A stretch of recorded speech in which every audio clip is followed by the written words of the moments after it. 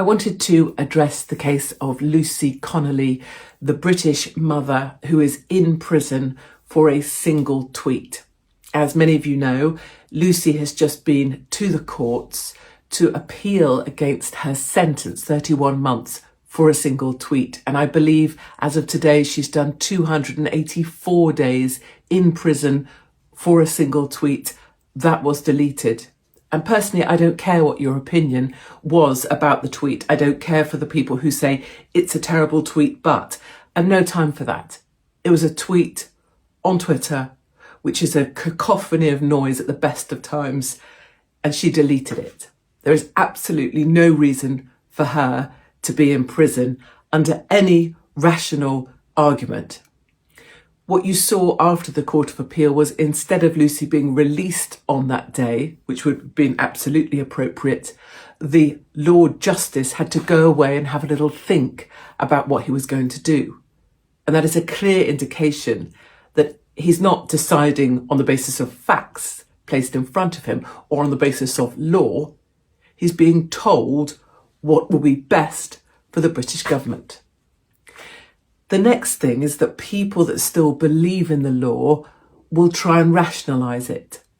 So they'll say things like, Lord Justice Hollyroyd, whatever he's called, the justice that decided Lucy wouldn't be released, released Lord Nazir Ahmed 3 years early. Lord Ahmed, a Lord Ahmed raped a 9-year-old, but this same Lord Justice released him 3 years early. Or, for example, the government are about to early release 15,000 prisoners. They're releasing actual criminals from prison early to clear space in prison. And the problem with this way of thinking is you're trying to rationalise the irrational. It leads to an easy conclusion, two-tier Kia. But it's actually much more sophisticated than that. It's not that you can't just rationalise the irrational. It's much darker than that again. Because you get to a place where you realise the law is not the law. The Lord Justice didn't get to be Lord Justice just by dispensing something according to some ancient book that he dusts off and decides what his opinion about the law is on that day. It's a tool of the powerful to control the ordinary. And I learnt this lesson a long time back. In fact, case law that's being used in this case was fabricated just for me in order to take my home, all of my savings, and force me to near bankruptcy. That says damage is done at the time of publication, and if you perceive you are harmed by a tweet, that's enough. You don't have to prove it. That was made up especially for me and is being used now. So the day you find out the law is not the law is not actually a great day, because you realise there's no justice. And I don't mean that there's no justice in this world. I just mean it in a very literal sense. There is no such thing as justice that will be served through the courts. There is other justice, but that's a different matter. And there is no such thing as the law is the law, which also means you can't appeal to anything. You can't appeal to rational, because rational doesn't exist, because the law is a tool of the powerful. And that's a horrible day. I had my day with that probably a decade or so ago. And the thing that I think is being missed when people just shout two-tier Kia, which it's become a sort of throwaway phrase, or queer Kia or whatever, is Lucy Connelly is not a prisoner. Lucy Connelly is a hostage. She is a hostage being held by the British state. Lucy Connelly is a hostage of the British government. And there is a specific reason that I say this. Lucy Connelly is being used as the whipping boy. She has been put in the stocks in the public square for all to see. And when she's crying in court, appealing because of the horror, the daughter might not make it, still the government says to its hostage, you're going back to jail.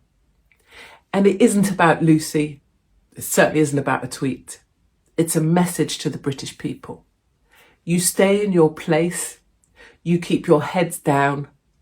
you stay compliant, you don't ask questions, you go to work, you pay your taxes, you pay your bills that rise every day, you pay for this, you pay for that. You don't have democracy, but you keep your head down, you nod along, and you keep quiet. Otherwise, we will do this to you.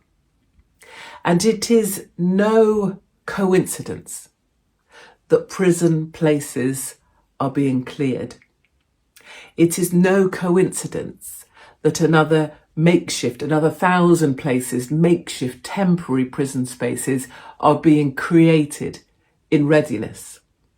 And it is no coincidence that prisoners are being released early in order to create spaces.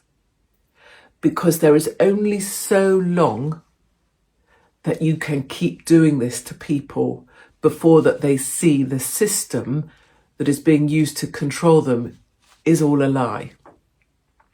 And I will add on a personal note at the end of this, without involving myself in the wider conversation, because this is a Lucy Connelly story and a British government story, is that there are a number of us who have been through all of these phases. There's a few of us who have already lost everything. Some of us are already on extra time. So there is no need to be afraid and there is nothing to fear. And whilst personally, at this moment, I am currently under threat from a number of different powerful organisations that I can't specifically talk about, what I can say is for some of us, there is nothing more you can take. And ultimately what matters more to us is to keep being true, standing in truth, being free enough to be able to stand up for what we know is right, because there's nothing anyone can take from me, for example, despite the threats currently now on me. And so what? So this isn't at all, I'm not at all concerned for myself. I'm trying to give reassurance that for some of us, there's nothing more anyone can take. So it doesn't matter that there is a hostage, because that doesn't scare us. It doesn't matter that prison spaces are being cleared specifically, because that doesn't scare someone like me either. So have faith that this fight goes on. Please know that Lucy Connelly isn't a prisoner. She's a hostage. And please know, ultimately, that good wins in the end.